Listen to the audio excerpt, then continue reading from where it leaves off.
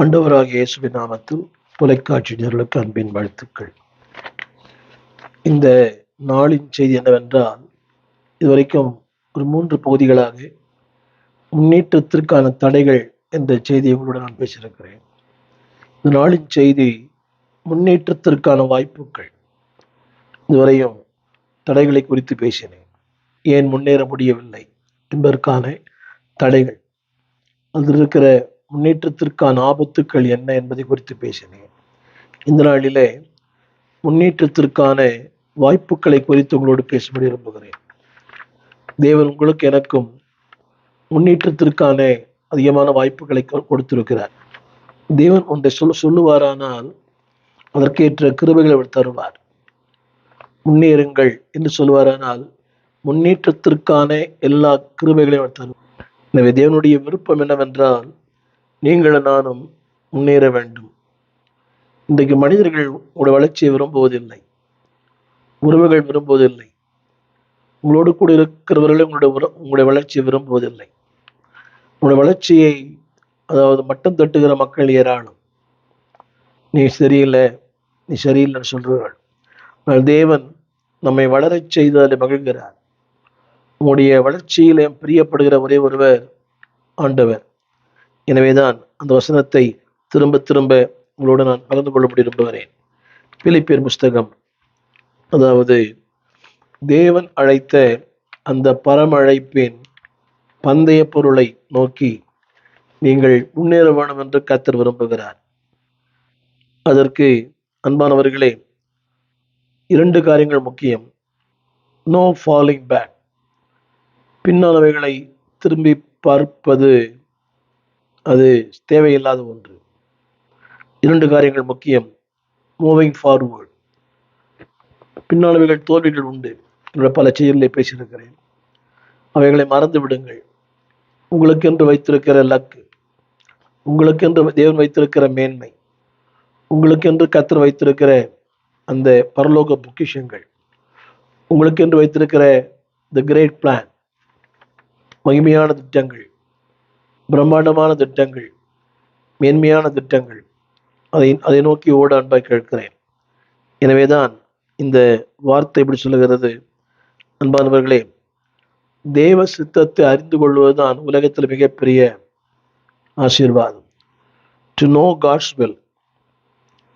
இதில் நான் ஒரு சில குறிப்புகள் கூட பகிர்ந்து கொள்ள விரும்புகிறேன். நம்பர் 1, தேவன் நம்மை ஒரு பொருட்டாக எண்ணி இருக்கிறாரே, எவ்வளவு பெரிய பாக்கியம். அவருடைய சிந்தையில் நீங்கள் நானும் இருக்கிறோமே, எவ்வளவு பெரிய பாக்கியம். பாவியாம் என்ன நினைக்க மண்ணான நான் எம்மாத்திரம். யோசித்து பாருங்கள், அவருடைய சிந்தையில் நீங்களும் நானும் இருக்கிறோமே, அதுவே பெரிய ஆசீர்வாதம். வேதம் சொல்லுகிறது, கர்த்தர் உண்மையில் நினைவா இருக்கிறார். The Lord is mindful of us. அவருடைய சிந்தையெல்லாம் நாம் நிறைந்திருக்கிறோம். ஆண்டு சொல்கிறார், உன்னை நான் என் உள்ளங்கையிலே வரைந்து வைத்திருக்கிறேன். எத்தனை பெரிய பாக்கியம். நம்மையும் தேவன் ஒரு பொருட்டாய் எண்ணிருக்கிறார். அதை நினைக்கும் போது உங்கள் உள்ளம் மகிழவில்லையா? God consider. நீங்க யார் நம்மளை ஒரு பொருட்டாவே என்றதில்லை. உலகத்துல குடும்பங்கள்ல மனைவி கணவனை பொருட்டாய் எண்ணுவதில்லை. அதே குடும்பங்களில கணவன் மனைவி பொருட்டாய் எண்ணுவதில்லை. பிள்ளைகள் பெற்றோரை பொருட்டாக எண்ணுவதில்லை. சில திருச்சபைகளிலே சில விசுவாசிகளை ஊழியர்கள் பொருட்டாக எண்ணுவதில்லை. விசுவாசிகளும் ஊழியர்கள் பொருட்டாக எண்ணுவதில்லை. இயக்கத்திலே உடன் ஊழியர்கள் ஒரு தலைவனை பொருட்டாக எண்ணுவதில்லை. இது உலகம். இப்படிப்பட்ட உலகத்திலே காட் கன்சிடர், தேவன் உங்களையும் என்னையும் நினைத்திருக்கிறார், நினைவில் வைத்திருக்கிறார். இது எவ்வளவு பெரிய ஆசீர்வாதம். இதற்கு நிறைய சவால்கள் உண்டு. முன்னேறக்கூடாதபடி நிறைய தடைகள், உள்ளான தடைகள், வெளியான தடைகள், காணக்கூடுகிற தடைகள், காணக்கூடாத தடைகள், இதெல்லாம் உண்டு. ஆனால் அதை தவிர்ப்பது என்பதும் முடியாத காரியம். நீங்களாம் அப்படி நினைக்கிறாங்க, இதெல்லாம் இல்லாவிட்டால் நல்லா முன்னேறி இருப்பேன். இல்லை, இவர்களுக்கு மத்தியில் முன்னேறுகிறோமே, அதான் மிகப்பெரிய ஆசீர்வாதம். தடைகள் தாண்டி ஓடச் செய்தி. தடைகள் உண்டு, தடை இல்லாத யாருமே இல்லை. இந்த உலகத்தில் கண்டுபிடித்த அத்தனை கண்டுபிடிப்பாளர்களுக்குமே ஏராளமான தடைகள். யாருக்குமே அதுக்கேற்ற அமைப்பு அமைவதில்லை. கணவன் அமைவதில்லை, மனைவி அமைவதில்லை, இதெல்லாம் எதிர்பார்த்த அளவுக்கு அமைவதில்லை. ஆனால் தட் இஸ் a சேலஞ்ச். அதில் வளர்கிறோமே, அதுதான் மிகப்பெரிய முன்னேற்றம். எல்லாம் எனக்கு சாதகமாக இருந்து வளர்வது என்பது பெரிய காரியம் அல்ல. எனக்கு எதுவுமே சாதகம் இல்லை. உறவுகள் சாதகம் இல்லை, உலகம் சாதகம் இல்லை, கூட இருக்கிறவர்கள் சாதகம் இல்லை, யாருமே எனக்கு சாதகம் இல்லை. ஆனால் இந்த சாதகம் இல்லாத உலகத்துல நாம் கர்த்தர் நம்மை ஒரு பொருட்டாய் எண்ணி இருக்கிறாரே, இது மிகப்பெரிய ஒரு ஆசீர்வாதம். அடுத்து நான் சொல்ல விரும்புகிற வார்த்தை, உங்களுக்கு முன்பாக ஒரு பெரிய வாய்ப்பு இருக்கிறது. வளர்வதற்கான பல வாய்ப்புகள் இருக்கிறது. நான் ஒவ்வொன்றாய் சொல்லுகிறேன், கவனமாய் கேளுங்கள். அந்த வாய்ப்புகளை நீங்கள் எடுத்துக்கொள்ளுங்கள். There are so many opportunities. நிறைய வாய்ப்பு இருக்குது. கடந்த நாட்களை விட இந்த நாட்கள் அதிகமான வாய்ப்பு. யோசித்து பாருங்கள். வாய்ப்பே இல்லாத பவுலடியான் எங்கும் சுற்றித் திரிந்து சபைகளை ஸ்தாபித்தார், நிருபங்களை எழுதினார், சிறைச்சாலையில் இருந்தார். வாய்ப்புகளே இல்லை. நீ ஏராளமான வாய்ப்புகள், தொலைத்தொடர் சாதனங்கள், இன்றைக்கு இருக்கிற இந்த பிரயாணத்திற்கான காரியங்கள் அத்தனை இருந்தும் அந்த வாய்ப்புகளை நாம் பயன்படுத்துவதில்லை. அன்றைக்கு ஒரு நபரை சந்திப்பதற்கு பல பல 100 மைல் பிரயாணம். ஆனால் இன்றைக்கு ஒரு நபரை சந்திப்பதற்கு பக்கத்திலேயே நம்முடைய உள்ளங்கையிலே அந்த இணைப்பு இருக்கிறது. ஆனால் அந்த வாய்ப்புகளை எப்படி பயன்படுத்துகிறோம்? இன்றைக்கு இன்றைக்கு இருக்கிற நவீன சாதனங்களை துர்ப்பிரயோகத்திற்காக பயன்படுத்துகிறார்கள், நற்காரியங்களுக்காக பயன்படுத்துவதில்லை. இல்லை அன்பான கர்த்தருடைய பிள்ளைகளே, use every opportunities what God has given. எல்லாருக்கும் ஒரே வாய்ப்பு இல்லை. எனக்கு இருக்கிற வாய்ப்பு உங்களுக்கு இல்லை, உங்களுக்கு இருக்கிற வாய்ப்பு எனக்கு இல்லை. என் கண் முன்னே என்ன இருக்கிறதோ அதை தன்னோட சொல்கிறார். உன் கைக்கு நேரிடுகிறது எதுவோ, எது உன்னால முடியுமோ, எது உனக்கு சாத்தியமாகுமோ அதை செய். இல்லாத ஒன்றை நீ செய்ய வேண்டும் என்று தேவன் எதிர்பார்ப்பதில்லை. அவர் சொல்லுகிறார், உன்னால் முடியும். உனக்கு இருக்கிற அந்த வாய்ப்புகளை பயன்படுத்துங்கள். நாம் வாழ்கிற இந்த 22ஆம் நூற்றாண்டு, 21ஆம் நூற்றாண்டில் கூட இவ்வளோ பெரிய பாக்கியங்கள் உங்களுக்கு எனக்கும் ஏகப்பட்ட பாக்கியம் கற்று வைத்திருக்கிறார். அந்த வாய்ப்புகளை பயன்படுத்திக் கொள்ளுங்கள். இன்னைக்கு வாய்ப்புகள் இழந்தவர்கள் நிறைய பேர். நிறைய வாய்ப்பு. வேடிக்கையாக ஒரு கதை சொல்லுவார்கள். அதாவது ஒரு படித்த மனிதன், செல்வந்தன், சிரிக்க மாட்டார். இரண்டாவது, யாரோட பழக மாட்டார். நிறைய வாய்ப்பு இருக்கு. அதாவது எந்த never take any risk. எதையும் அது எனக்கு தேவையில்லை, இது தேவையில்லை, இது தேவையில்லை. Don't take risk. வாழ்க்கை ரிஸ்க் தானே. ஒவ்வொரு நாளும் we are facing the challenges. Risk இல்லாமல் இல்லை. எல்லாம் எதை செய்தாலும் ஊழியம் கூட ரிஸ்க் தான். என்ன நடக்கும், எது நடக்கும் தெரியாது, எல்லாமே. ரெண்டாவது, எதையும் அவர் முயற்சியே பண்ண மாட்டார். ஒரு மனிதனை குறித்து வேடிக்கையை வாசித்தேன். he never tried anything. ரெண்டாவது, ஆலயத்தில் இருந்தால் பாட மாட்டார், ஜெபிக்க மாட்டார். நிறைய பேர் இன்னைக்கு அப்படி கூட இருக்கிறாங்க. they never sing, never pray. ரெண்டாவது, ஒரு நாள் அவர் மரித்து போனார். யாரோட ஒத்து போக மாட்டார், யாரோட பழக மாட்டார், எதையும் செய்ய மாட்டார். ஒரு நாளை மரித்து போனார். அவர் இன்சூரன்ஸ் அவர் கிளைம் பண்ணியிருந்தார், இன்சூரன்ஸ் போட்டிருந்தார். அந்த இன்சூரன்ஸ் கம்பெனி ஒரு கடிதம் அனுப்பினது. அந்த கடிதத்தில் என்ன இருந்தது என்று சொன்னால், கவனிகள், கடிதத்தில் இருந்த வார்த்தை, he never really lived. அவர் உண்மையான வாழ்க்கை வாழவே இல்லை என்று இன்சூரன்ஸ் கம்பெனி ஒரு லெட்டர் அனுப்பிச்சிடான். அதாவது அவங்க சொன்னாங்க, அவர் மறிக்கவே இல்லை. அது உங்களுக்கு புரிய நினைக்கிறேன். அவர் ஒரு வாழ்க்கையை வாழலை. அவரை குறித்து விசாரிக்கும் போது அது இன்சூரன்ஸ் காசு தரணும் தான். அவர் எது ஒன்றுமே பண்ணலை, சும்மாவே இருந்தார். சாப்பிட்றது, தூங்கிறது, யாரோட பழகிறது இல்லை, ஜோம் பண்ணுறது இல்லை. அந்த இன்சூரன்ஸ் கம்பெனியும் சொல்லிச்சான், he never really died, he never really lived. அவர் வாழவே இல்லை. அப்போ இன்சூரன்ஸ் யாருக்கு? செத்து போனவங்களுக்கு தான். என்னை கேட்டுக்கொண்டிருக்க அன்பான தேவ பிள்ளையே, உங்களுக்கு எனக்கும் மிகப்பெரிய ஆசீர்வாத கர்த்தர் வைத்திருக்கிறார். ஒரே ஒரு வாழ்க்கை, அது இயேசுவுக்காக. வாழும் காலங்கள் கொஞ்சம், ஆனால் வாழப்போகிற வாழ்க்கை மிக அதிகம். சற்று யோசித்து பாருங்கள். இன்றைக்கு உங்களுக்கு எனக்கு ஆரம்பத்தில் சொன்னது போல, அதாவது உலகத்திலேயே ஊழியம் செய்வதற்கான அதிக வாய்ப்பு உள்ள ஒரு நாடு இந்தியா தான்.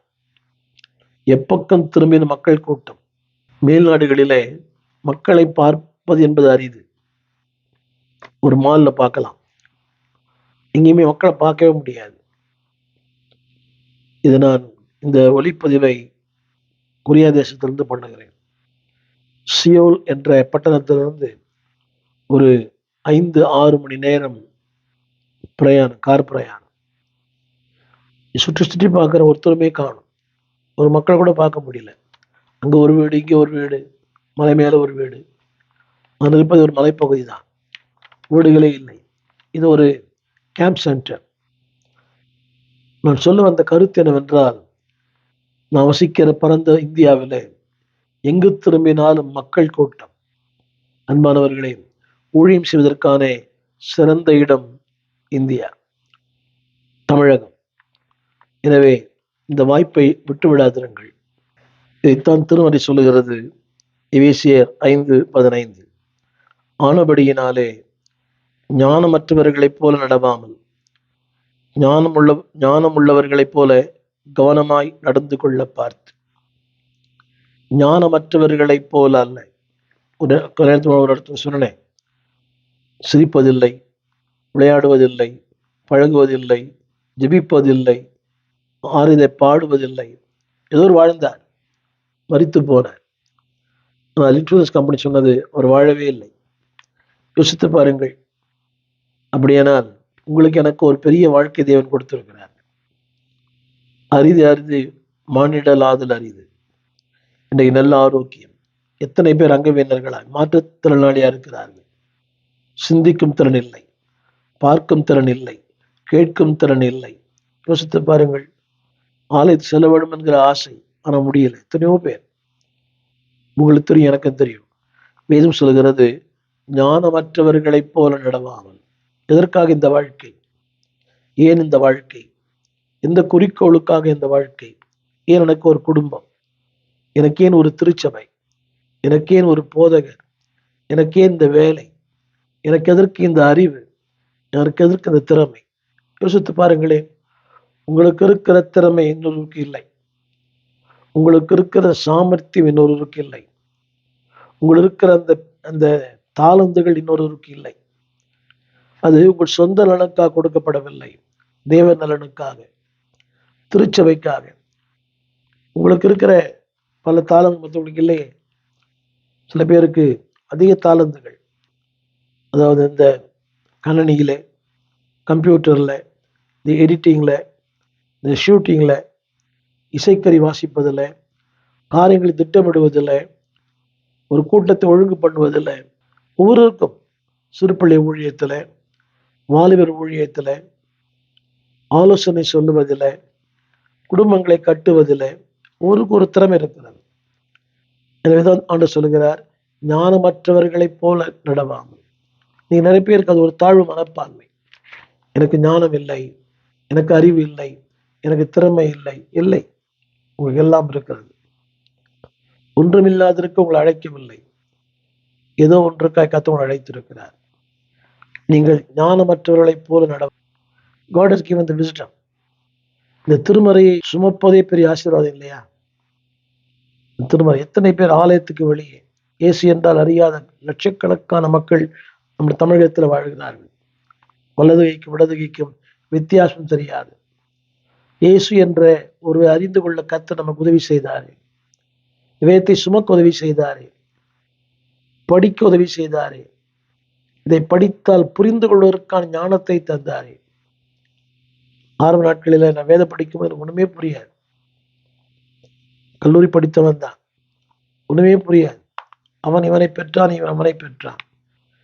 ஆனால் தேவ ஞானத்தை பெற்ற போது அது புரிந்து கொள்ள தேவ உதவி செய்தார். இன்று உங்களோடு பேசுகிறேன்.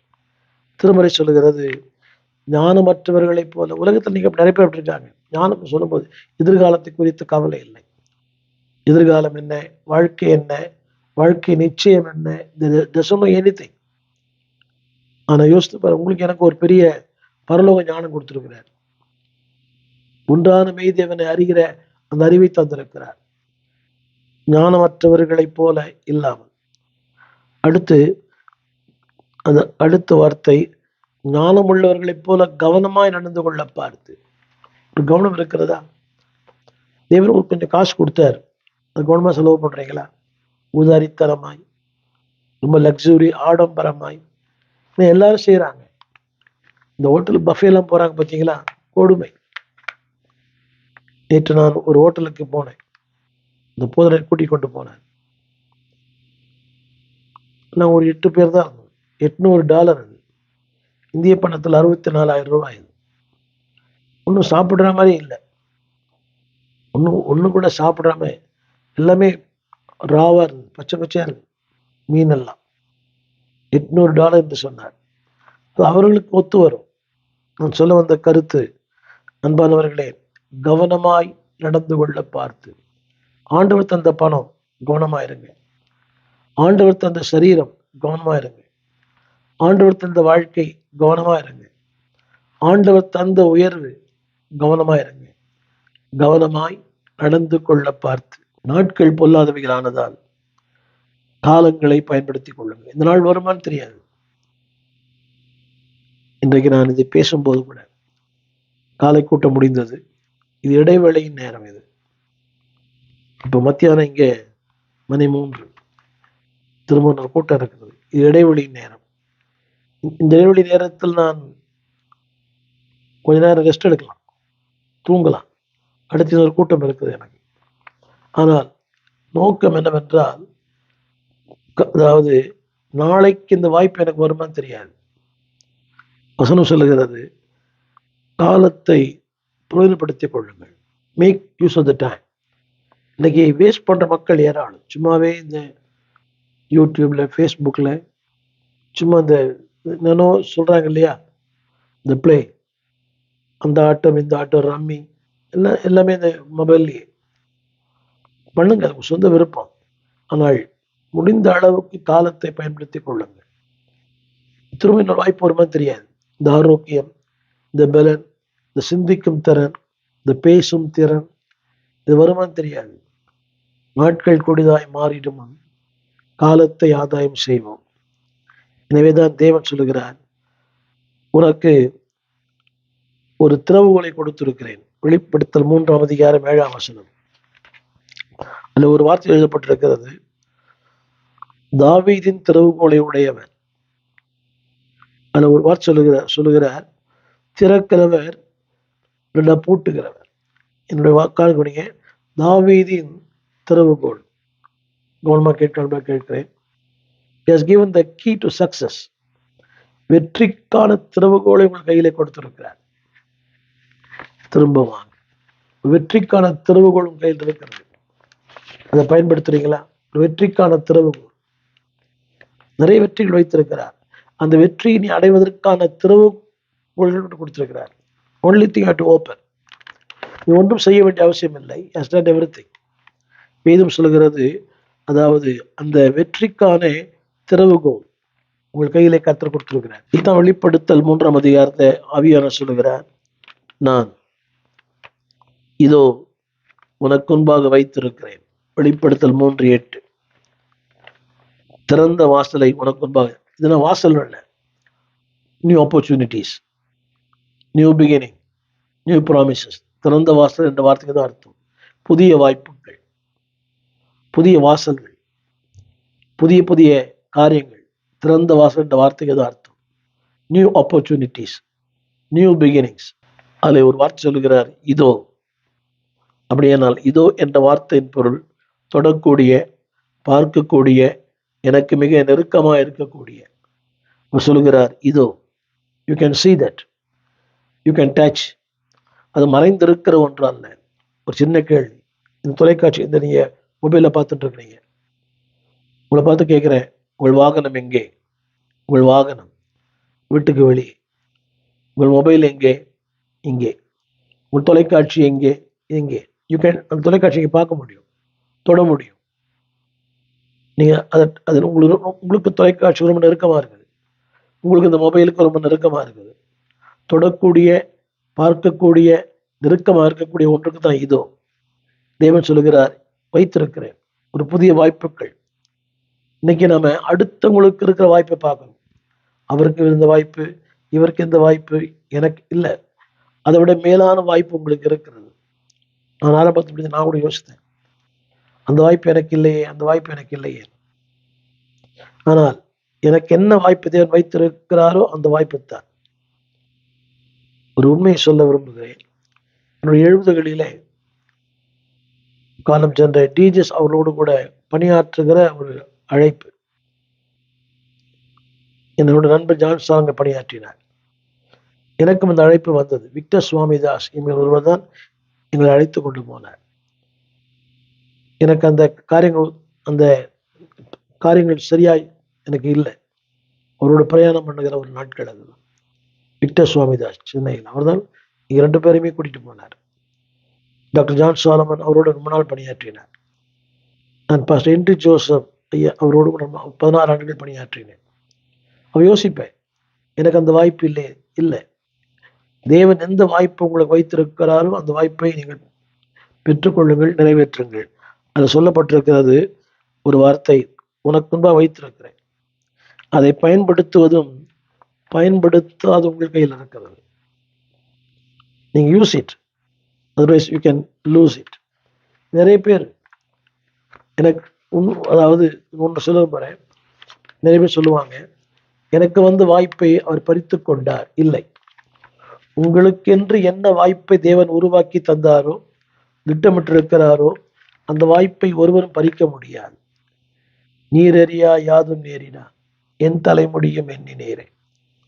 வல்லவரின் கரத்தில் வரைபடமாய் உள்ள யாரையும் வாய்ப்புகள் பறிக்க முடியாது. இதனோடு சொன்னார், என் கரத்திலிருந்து ஒருவன் எடுக்க முடியாது, பறிக்க முடியாது. எடுக்கவே முடியாத போது எப்படி பறிக்க முடியும்? யோசித்து பாருங்க. ஸோ ஒரு பெரிய வாய்ப்பு உங்களுக்கு இருக்கிறது அன்பானவர்களே. அந்த வாய்ப்பை பயன்படுத்திக் கொள்ளுங்கள். 2 காரணம் சொல்ல விரும்புகிறேன். வாய்ப்பை சிந்தியுங்கள். அந்த வாய்ப்பை சிந்தியுங்க. அந்த வாய்ப்பு எனக்குத்தான் என்று ஏற்றுக்கொள்ளுங்கள். அந்த வாய்ப்பு எனக்குத்தான். அடுத்தவங்க இருக்கட்டும், பரவாயில்ல, எனக்கு இந்த வாய்ப்பை தந்திருக்கிறார், இந்த வாய்ப்பை நான் பயன்படுத்திக் கொள்ளுவேன். இதை கேட்கிற யாரானாலும் உங்களோடு பேசுவது எனக்கு இந்த வாய்ப்பு.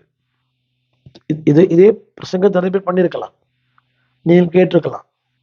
ஆனா எனக்கு இந்த வாய்ப்பு உங்களோடு பேசுவதற்கு.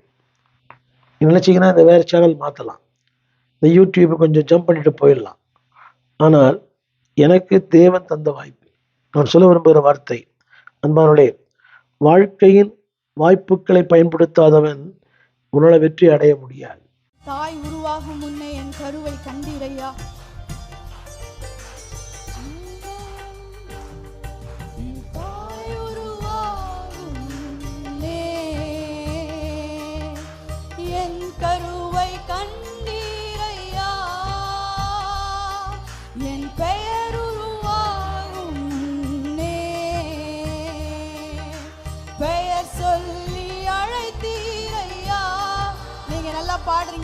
பாடுங்க. என் தாய் உருவாகும் முன்னே என் கருவை கண்டீரையா, என் பெயர் உருவாகும் முன்னே.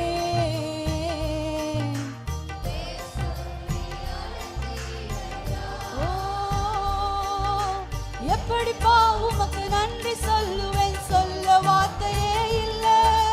நீங்க போதும், என் வாழ்க்கை முழுவதும் வேறு ஆசையே இல்லை. எப்படிப்பா உமக்கு நன்றி சொல்லுவேன், சொல்ல வார்த்தையே இல்லை. நீங்க போதும், என் வாழ்க்கை முழுவதும் வேறு ஆசையே இல்லை. என் தாய் உருவாகும் முன்னே என் கருவை கண்டீரையா,